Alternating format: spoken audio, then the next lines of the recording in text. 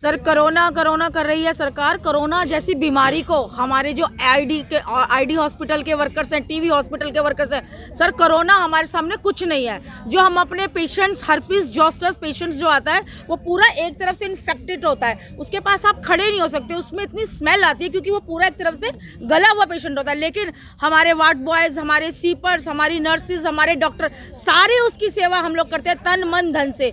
और ये तो मतलब कि मैंने अब छोटा सा एग्जाम्पल दिया। और रेबीज पेशेंट का मतलब आप समझते हो, एक जीता जागता व्यक्ति पागल हो जाना, एक जीता जाता व्यक्ति पागल हो जाना, उसके साथ उसके रूम में जाना, उसको इंजेक्शन दिलवाना, उसकी बेडिंग करना, उसके साथ मतलब जो भी उसकी ट्रीटमेंट है वो सारे उसकी पूरी सपोर्ट हमारे वर्कर करते हैं। उसके बाद भी सर हमारे लिए कोई फैसिलिटी नहीं है। No mask, no gloves, no facilities government की तरफ से, ना तनख्वाह है, ना एरियल है, ना बोनस है, ना यूनिफॉर्म का पैसा है, ना धुलाई भत्ता है। नो नो नो, गवर्नमेंट के पास सिर्फ नो शब्द के अलावा कुछ नहीं है।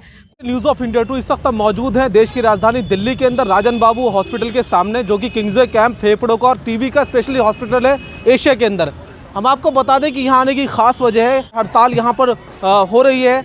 हम आपको बता दें कि कोरोना काल अभी ख़त्म नहीं हुआ है और 16 तारीख से जो वैक्सीनेशन होनी थी, अगर हॉस्पिटल्स के अंदर ये हाल रहेगा तो वैक्सीनेशन तो बहुत दूर की बात है, जो रोज़मर्रा के मरीज हैं वो भी ठीक होना मुश्किल है, उनके लिए भी सपोर्ट होना नामुमकिन सी बात है। क्योंकि कहीं ना कहीं नर्सिंग स्टाफ जो है वो डॉक्टरों को सपोर्ट करने के लिए तैयार नहीं है।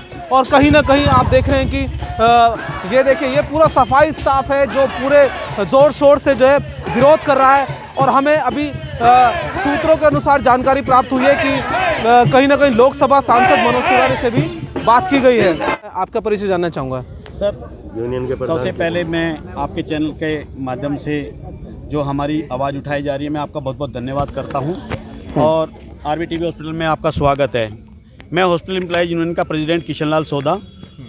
हमारी समस्या सर ये है कि पिछले 5 से 6 साल हो गए हैं, हमारी समस्याएं ख़त्म ही नहीं कर पा रही है एमसीडी, क्योंकि जो केंद्र में बैठे लोग उनके ही तो निगम के अंदर मेयर बैठे हैं। दिल्ली सरकार जो बैठी है वो दिल्ली सरकार इधर की तरफ देखती नहीं है। पहले समस्या बताएं कि समस्या है क्या आखिर आपकी, क्योंकि आपके प्रोडक्शन से, आपके बैठने से लगातार मरीजों को सफ़र करना पड़ेगा, कहीं ना कहीं आप भी समझ रहे हैं। लेकिन आपकी समस्या भी सरकार तक पहुंचाना कहीं ना कहीं जिम्मेदारी है। सर हमारी समस्या जी, हमारी जो समस्या है सर, देखिए हमें समय पर वेतन नहीं मिल रहा। आज समय वेतन जो हो गया है 4 महीने हो गए, पूरे 4 महीने हो गए हैं। और जो हॉर्टिकल्चर है उनके तो कम से कम 6 से 7 महीने हो गए हैं। पीडब्ल्यूडी हो गया है, उनका कम से कम 6 से 7 महीने हैं। जो हमारी जो पॉलीक्लिनिक वगैरह, डिस्पेंसरियाँ वगैरह, उनके तो 7-7, 8-8 महीने हो गए हैं सैलरी के।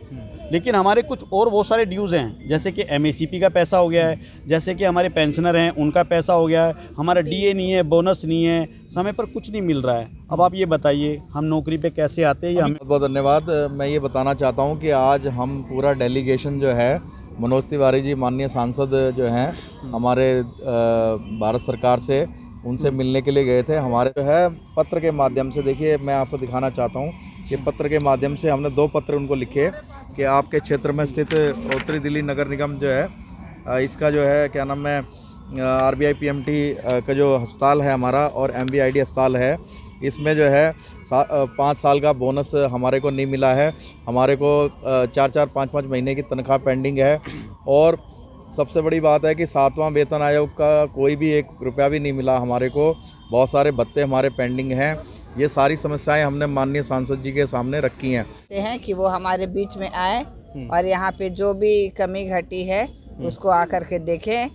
क्योंकि बोलने से होंगे यहाँ पर जिनकी तनख्वाह नहीं आ रही है अभी, लगभग यहाँ 1000 एम्प्लॉयज़ हैं जिनकी ना पेंशन आ रही, ना सैलरी आ रहा है, ना कोई प्रमोशन है, ना कोई वैकेंट। 1000 एम्प्लॉयज़ जी हाँ, जी हाँ, यहाँ पर हैं ऐसे जो नहीं आ पा रहे, क्योंकि 2 हॉस्पिटल हमने सुना है कि 1 कर दिए गए हैं शायद। जी हाँ, एमवीआईडी और आरबीटीबी को 1 कर दिया गया है। और जो भी फंड आते हैं मेयर के पास, जैसे केजरीवाल जी ने कहा है कि हमने दे दिया, मेयर साहब कह रहे हैं कि हमें अभी नहीं मिला है। मेयर साहब ने बोला तो इसमें तो अभी अच्छा, एक और अहम बात निकल कर आती है यहाँ पर, क्योंकि काफ़ी बार सुनने में आया है कि मैं कैमरा पर्सन से कहूँगा कि उन लोगों को भी दिखाएं जो महिला यहाँ पर बैठी हुई हैं।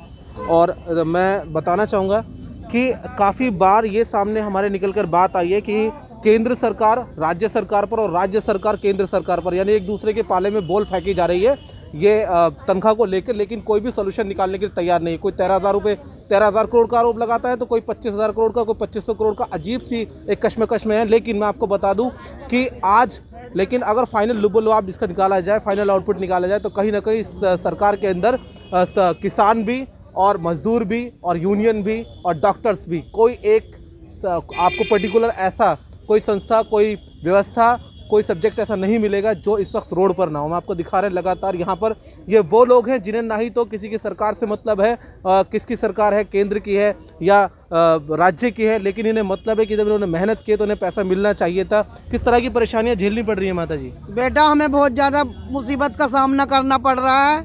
ना घर में आटा है, ना दाल है, बहुत बुरा हाल है बच्चे।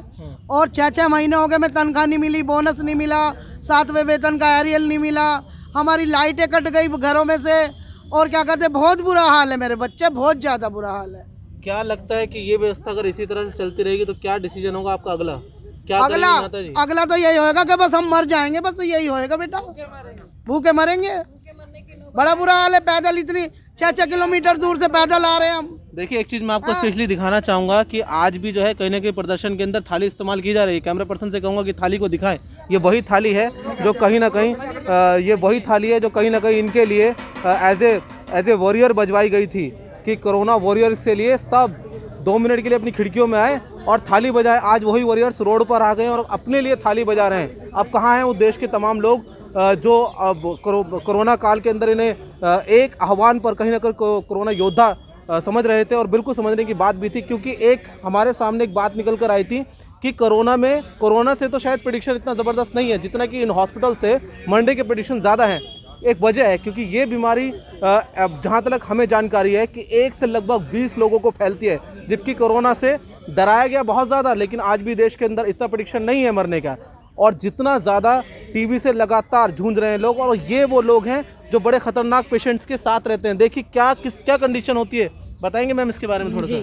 सर, कोरोना कर रही है सरकार। कोरोना जैसी बीमारी को हमारे जो आईडी हॉस्पिटल के वर्कर्स हैं, टीवी हॉस्पिटल के वर्कर्स हैं, सर कोरोना हमारे सामने कुछ नहीं है। जो हम अपने पेशेंट्स, हर्पीस जोस्टर पेशेंट्स जो आता है वो पूरा एक तरफ से इन्फेक्टेड होता है, उसके पास आप खड़े नहीं हो सकते, उसमें इतनी स्मेल आती है क्योंकि वो पूरा एक तरफ से गला हुआ पेशेंट होता है। लेकिन हमारे वार्ड बॉयज़, हमारे सीपर्स, हमारी नर्सिस, हमारे डॉक्टर, सारे उसकी सेवा हम लोग करते हैं तन मन धन से। और ये तो मतलब कि मैंने अब छोटा सा एग्जाम्पल दिया। और रेबीज पेशेंट का मतलब आप समझते हो, एक जीता जागता व्यक्ति पागल हो जाना, उसके साथ उसके रूम में जाना, उसको इंजेक्शन दिलवाना, उसकी बेडिंग करना, उसके साथ मतलब जो भी उसकी ट्रीटमेंट है वो सारे उसकी पूरी सपोर्ट हमारे वर्कर करते हैं। उसके बाद भी सर हमारे लिए कोई फैसिलिटी नहीं है। No mask, no gloves, no facilities government की तरफ से, ना तनख्वाह है, ना एरियल है, ना बोनस है, ना यूनिफॉर्म का पैसा है, ना धुलाई भत्ता है। नो नो नो, गवर्नमेंट के पास सिर्फ नो शब्द के अलावा कुछ नहीं है। कुछ भाई और बहनें मेरे ऐसे हैं जो रात को अस्पताल में रुकते हैं, उनके पास घर जाने के लिए और वापस आने के लिए किराया नहीं है, जो कि हमारे समर्थन में यहाँ रुकते हैं। देखिए, इनकी भावना से आपको साफ नज़र आ रहा होगा, क्योंकि जाहिर सी बात है सर्दियों में जो है गीजर रूम में बैठने वाले, हीटर रूम में बैठने वाले, और गर्मियों में एसी के रूम में बैठने वालों को शायद इनका दर्द समझ में ना आए, लेकिन मैं जानता हूं कि हमारे चैनल से जुड़े लाखों लोगों को कहीं ना कहीं दर्द समझ में ज़रूर आएगा, और उसको इतना शेयर करेंगे कि कहीं ना कहीं यहाँ के स्थानीय सांसद ने जो आज इन लोगों से वादे किए हैं उसको तत्काल वो तमाम कामों को छोड़कर पहले यहाँ के हज़ारों लोगों की इस प्रॉब्लम को रिजॉल्व करें। अब देखने वाली बात ये होगी कि कब तक सारी समस्याओं का हल निकलता है और आप लोग कितना साथ देते हैं और कहाँ तक इसको जो है वायरल करते हैं। बने रहिए न्यूज़ ऑफ इंडिया 2 के साथ।